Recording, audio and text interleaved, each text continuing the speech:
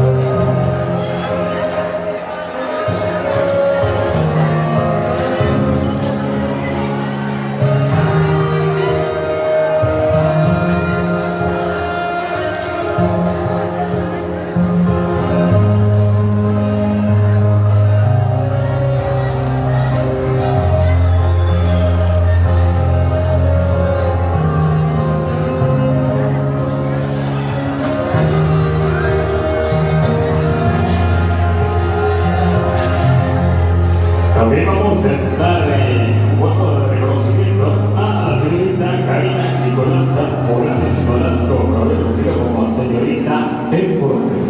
Muchísimas gracias. Se turnó de investigación.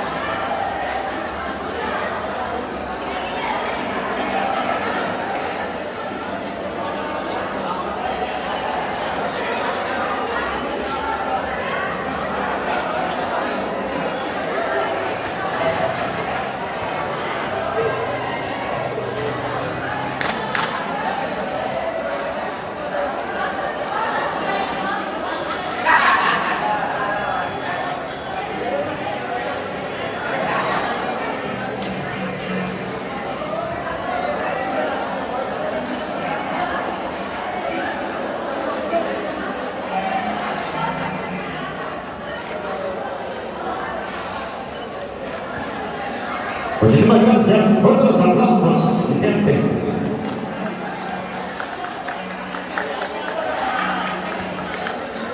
Es el momento de investir a nuestra señorita Flor de la Verga, San Pablo Luisa 2023-2024.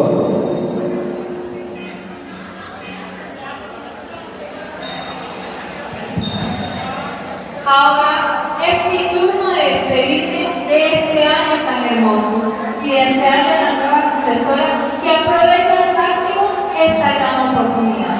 Es para mí una gran satisfacción saber que alguien más podrá disfrutar y realizar el mismo sueño que yo cumplí. Sigan con ese entusiasmo y esa dedicación, porque gracias a eso irán enfrentando los retos que se les atraviesen a lo largo del camino. Mucha suerte, ánimo y que Dios les bendiga. Gracias.